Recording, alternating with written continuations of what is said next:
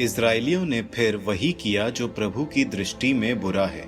इसलिए प्रभु ने उन्हें 7 वर्ष के लिए मिद्यानियों के हाथ दे दिया। मिद्यानी इस्राएलियों पर अत्यधिक अत्याचार करते थे। इस्राएलियों ने मिद्यानियों के डर से पर्वतों में अपने लिए दरारें, गुफाएं और गढ़ तैयार किए। जब जब इज़राइली बीज बोते तब तब मिद्यानी, अमालेकी और पूर्व के लोग आकर उन पर आक्रमण करते। वे देश में अपने खेमे डाल देते और गाजा के निकट तक की उपज नष्ट कर देते। वे इज़राइलियों के लिए न अन्न छोड़ते, न भेड़ें, न बैल और न गधे। वे अपने ढोरों और खेमों सहित आया करते। संख्या में वे टिड्डियों की तरह उतरते। वे और उनके ऊंट असंख्य थे। इस प्रकार जब वे देश में आ जाते तो उसे उजाड़ डालते। मिद्यानियों द्वारा इज़राइलियों की इतनी दुर्गति की गई कि वे सहायता के लिए प्रभु से प्रार्थना करने लगे। इज़राइलियों ने मिद्यानियों के भय से प्रभु की सहायता के लिए उसकी दुहाई की और प्रभु ने इज़राइलियों के लिए एक नबी भेजा, जिसने उनसे कहा, प्रभु इज़राइलियों के ईश्वर का कहना है, मैं ही तुम लोगों को मिस्र से निकाल लाया और मैंने ही दास्ता के ग्रह के बंधनों से तुम्हारा उद्धार किया। मैंने ही मिस्रियों के हाथों से और तुम्हारे सब अत्याचारियों के हाथों से तुम्हें मुक्ति दिलाई। मैंने उन्हें तुम्हारे सामने से भगाकर तुम्हें उनका देश दिया। मैंने तुमसे कहा, मैं ही प्रभु तुम्हारा ईश्वर हूँ। तुम जिन अमोरियों के देश में निवास करते हो, तुम्हें उनके देवताओं की सेवा नहीं करनी चाहिए। लेकिन तुम लोगों ने मेरी बात पर ध्यान नहीं दिया। प्रभु का दूत आया और ओफ्रा के बलूत वृक्ष के नीचे बैठ गया। ये वृक्ष अबीएजेर वंशी योआश का था। योआश का पुत्र गिदओन इसलिए अंगूर पेरने के कोल्हू में गेहूं दांव रहा था कि वो उसे मिद्यानियों से छिपा कर रखे। प्रभु का दूत उसे दिखाई दिया और बोला, वीर योद्धा, प्रभु तुम्हारे साथ है। गिदओन ने उत्तर दिया, क्षमा करें महोदय, यदि प्रभु हमारे साथ है तो ये सब हम पर क्यों बीती? वे सब चमत्कार कहाँ गए जिनका वर्णन हमारे पूर्वज ये कहते हुए करते थे, प्रभु हमें मिस्र से निकाल लाया। अब तो प्रभु ने हमें छोड़कर मिद्यानियों के हवाले कर दिया। प्रभु ने उससे संबोधित करते हुए कहा, तुम मिद्यानियों से युद्ध करने जाओ। तुम अपनी शक्ति के बल पर इज़राइल को उनके हाथ से बचा सकते हो। मैं ही तुमको भेज रहा हूँ। गिदओन ने उत्तर दिया, क्षमा करें महोदय, मैं इज़राइल को कैसे बचा सकता हूँ? मेरा कुल मनस्से में सबसे दरिद्र है और मैं अपने पिता के घराने में सबसे छोटा हूँ। किंतु प्रभु ने कहा, मैं तुम्हारे साथ रहूंगा। तुम मिद्यानियों को पराजित करोगे मानो वे एक ही आदमी हो। गिदोन ने निवेदन किया, यदि मुझ पर आपकी कृपा दृष्टि हो तो मुझे एक ऐसा चिन्ह दीजिए जिससे मैं जान सकूं कि आप ही मुझसे बोल रहे हैं। आप कृपया यहाँ से तब तक न जाएं जब तक मैं आपके पास न लौट आऊं। मैं अपना चढ़ावा लेकर आऊंगा और आपके सामने रखूंगा। उसने उत्तर दिया, मैं तुम्हारे लौटने तक यहाँ रहूंगा। गिदोन ने जाकर बकरी का एक बच्चा पकाया और आधा मन मैदे की बेखमीर रोटियां बनाई। उसने एक टोकरी में मांस रखा और एक पात्र में शोरबा उडेला। फिर उसने इन्हें ले जाकर बलूत के नीचे स्वर्गदूत के सामने रख दिया।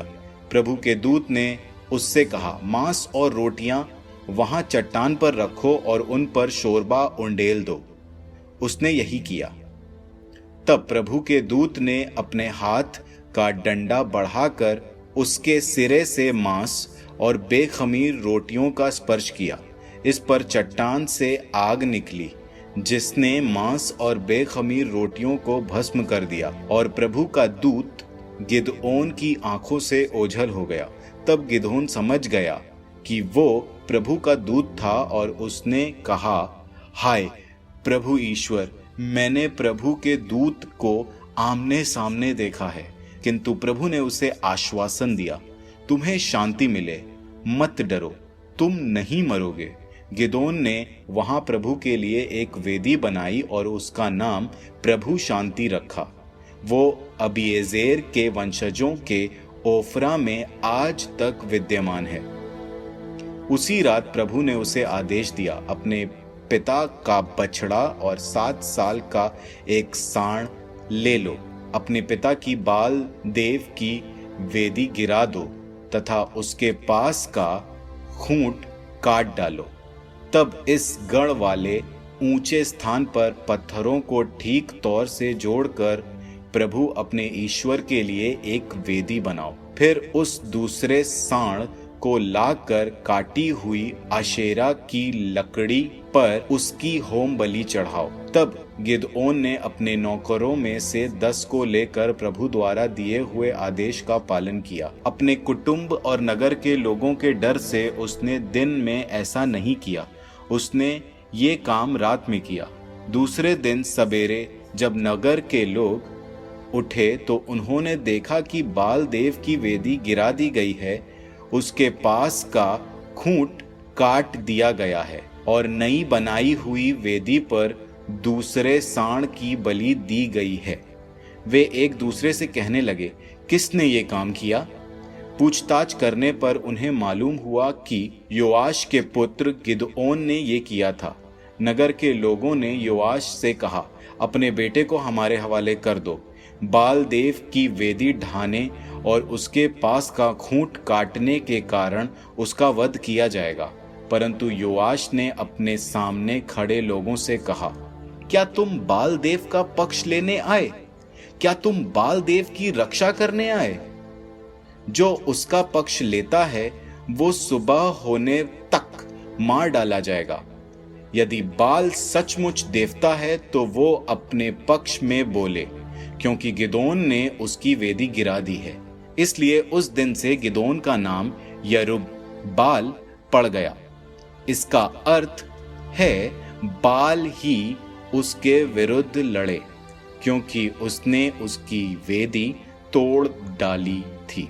सब मिद्यानी, अमालेकी और पूर्व के लोग एकत्रित हुए और उन्होंने यरदन पार कर इज़राइल के मैदान में पड़ाव डाला। प्रभु की प्रेरणा से गिदोन ने नरसिंहा बजाया और अबीएजेर वंशियों को अपना साथ देने के लिए बुलाया। उसने सारे मनस्से प्रांत में दूत भेजकर उन्हें भी अपना साथ देने के लिए कहला भेजा। फिर उसने आशेर, जबूलून और नफ्ताली के लोगों को बुलवाया। वे भी आकर उनसे मिले। गिदोन ने ईश्वर से यह प्रार्थना की, क्या तू सचमुच अपनी प्रतिज्ञा के अनुसार मेरे द्वारा इज़राइलियों का उद्धार कराएगा? देख, मैं ये ऊनी खाल खलिहान में रख देता हूँ।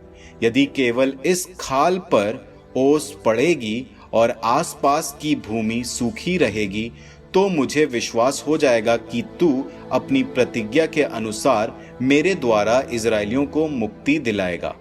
ऐसा ही हुआ। प्रातःकाल आकर उसने उस खाल को निचोड़कर उससे एक पात्र भर पानी निकाला। फिर गिदोन ने ईश्वर से यह प्रार्थना की, मुझ पर क्रोध न कर, मैं फिर एक बार तुझसे निवेदन कर रहा हूँ। मुझे फिर एक बार इस खाल के द्वारा परख करने दे। इस बार केवल खाल सूखी रहे और आसपास की भूमि पर सर्वत्र ओस पड़े। उस रात ईश्वर ने ऐसा ही किया। केवल खाल सूखी रह गई, किंतु भूमि पर सर्वत्र ओस पड़ गई थी।